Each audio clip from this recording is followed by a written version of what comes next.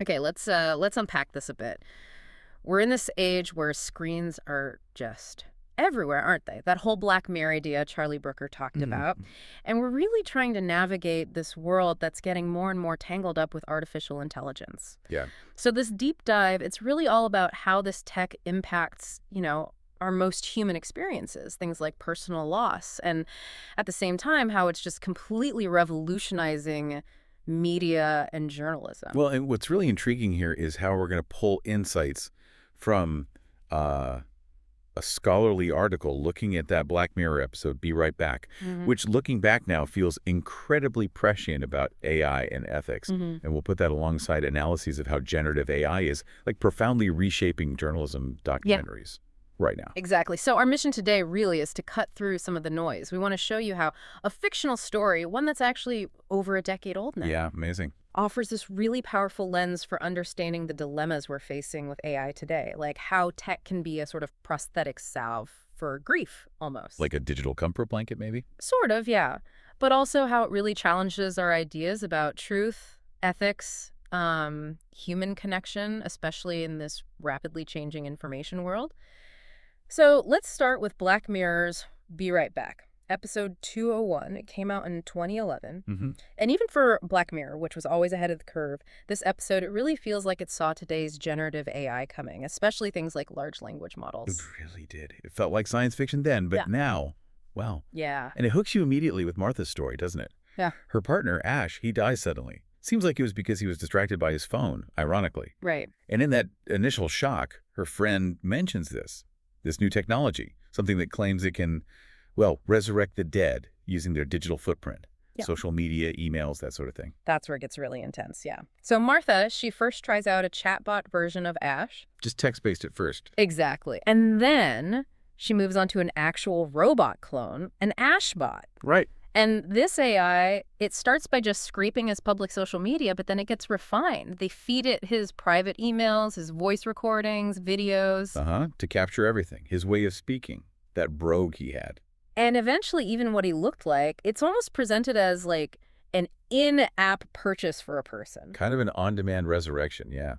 And, right from the get-go, the episode starts weaving in these themes, fakeness, Mm. how we cope with grief. How so? Well, there's that anecdote Ash tells about his own mother, how she packed away photos of her dead son and husband, and Ash kind of subtly mocks her for it. Ah, okay. So the show's already inviting you, the viewer, to think about, what are the right or wrong ways to react to loss.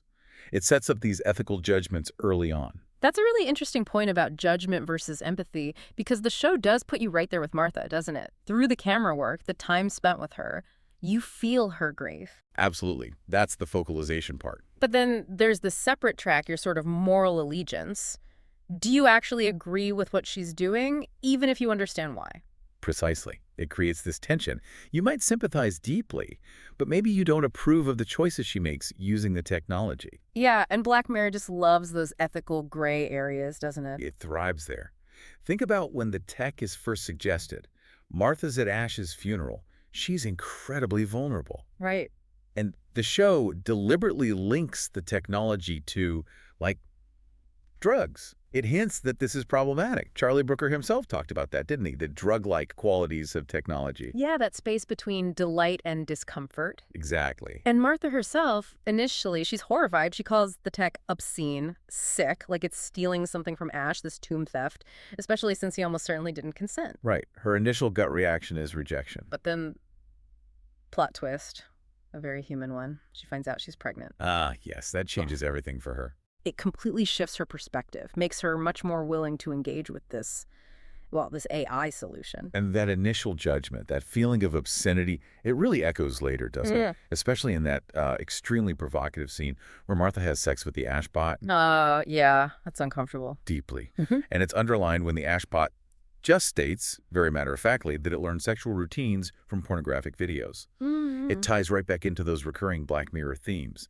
Obscenity, disgust, technology, mediating these very intimate acts. It goes all the way back to the first episode, National Anthem, and the pig incident. Right, right. Okay, so bringing this back, what does this fictional exploration mean for our world now? I mean, given how eerily that episode predicted some of these emotional and ethical struggles with AI. How are these same issues, these tightropes, playing out today in the real world of media, journalism? Well, it's kind of astonishing how fast AI in journalism has moved. I mean, it started pretty simply, didn't it? Right. Automating really repetitive, data-driven tasks. Yeah. Like financial reports, sports scores. Basic stuff, yeah. Weather updates. But then came the public release of these powerful generative AI models. OpenAI's GPT series, DLE for images. And suddenly it's a whole new ballgame. Exactly. We've jumped into a phase where AI isn't just automating, it's actually creating high-quality, seemingly original content, news articles, videos, maybe even investigative pieces down the line. It's incredible. We went from basic reports to AI that can generate text, images, video, audio, the whole spectrum. Yeah. And this isn't just about doing things faster. It feels like a fundamental change in how content even gets made. You see places like the Associated Press already using AI for earnings reports. Right, for efficiency. And then you have experiments with personalization, like the New York Times, the BBC. They're looking at AI systems to tailor news feeds to individual users, trying to boost engagement. But of course, this new frontier, exciting as it is, brings huge challenges too. There's some really significant concerns about the quality, the accuracy of AI-generated stuff. Oh, for sure. There was that incident in 2023, wasn't there? A generative AI tool used for news summaries. It just included wrong data, flat out wrong, led straight to misinformation. And that's before you even get into bias, right? These systems learn from the data we feed them. Exactly. So if the data has biases, and it usually does, the AI can just replicate and even amplify them. You could end up with really skewed reporting if you're not incredibly careful. And then there's the whole employment question. What happens to entry-level journalists, other media folks, when AI starts doing the routine tasks? Job displacement is a very real worry. Yeah. It just underscores how vital human oversight still is. Really, the ideal scenario seems to be this kind of symbiotic relationship. Where AI helps humans, not replaces them. Right. AI supports, enhances, maybe handles the grunt work. Lots of newsrooms are trying these hybrid models, humans reviewing, curating, fact-checking the AI output to maintain standards, both ethical and accuracy standards. And the reach of AI, it goes even further, doesn't it? Right into documentary filmmaking itself. Oh, definitely. It's not just something to make documentaries about anymore. AI is getting woven into the actual process. Research. Yeah, like using ChatGPT to get a quick summary of a complex topic you're exploring. Or post-production. AI transcription, translation tools. I even heard some reality TV shows are using AI to do rough assembly edits just from text prompts. It's creeping into every stage. And that brings us back to ethics, especially with deepfakes in documentaries. That's a really tricky area. We've seen some controversy there, like the Anthony Bourdain film Roadrunner. Right, where they used an AI voice to read lines from his private emails. Yeah. Just a few lines, but they didn't disclose it initially. And there was significant backlash about that. There was, but then you contrast that with something like the Andy Warhol diaries. Yeah. They were upfront about it. Totally upfront. Yeah. They basically boasted about narrating the whole 4-hour series with a deep-faked Warhol voice, and they framed it as this bold artistic choice. Didn't they say it fit with Warhol wanting to be a robot himself? They did. They argued it aligned with his own persona and desires, which really highlights this distinction, between controversial use and potentially ethical use. So what's an example of ethical use then? Well, think about films like Welcome to Chechnya or Another Body, trailblazing stuff. How so? They use deepfake technology not to mimic someone famous, but to protect vulnerable subjects. They changed faces.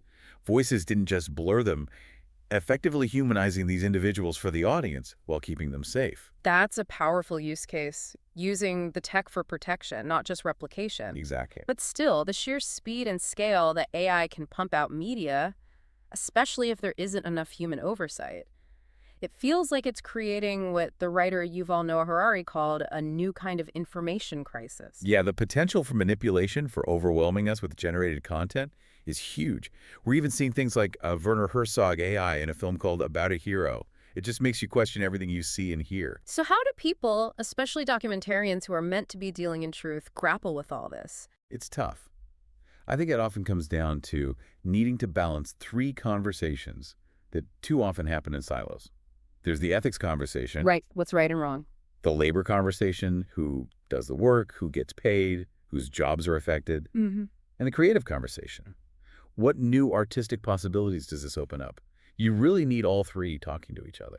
So, wrapping this up, what does this all mean for you listening? I mean, we've gone from the sort of fictional anxieties in Black Mirror Uh-huh. to the very real, very immediate changes in how news gets made, how stories get told. It feels like AI is fundamentally reshaping our connection to information, to creativity, Yeah. maybe even to each other. Yeah, and that ending of Be Right Back is quite poignant, isn't it? The Ashbot ends up in the attic, Yeah, like a memento. just like the old photos Ash's mom packed away. Exactly. Martha has sort of recategorized him as an object, but her daughter, who didn't know the original Ash, she develops this intuitive connection to the robot.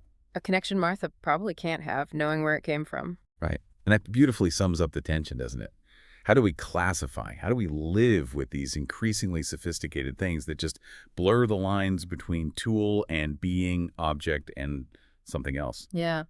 This whole deep dive, it really shows how the technology that's maybe designed to, salve our grief or streamline our media, it forces these really uncomfortable questions on us Excellent. about what's real, what's true. What it even means to be human. Exactly, in a world that's increasingly driven by AI.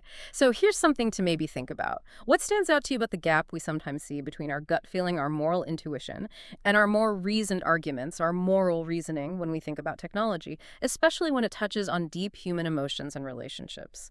How might that gap, that difference between feeling and thinking, inform the choices you make about engaging with AI in your own life?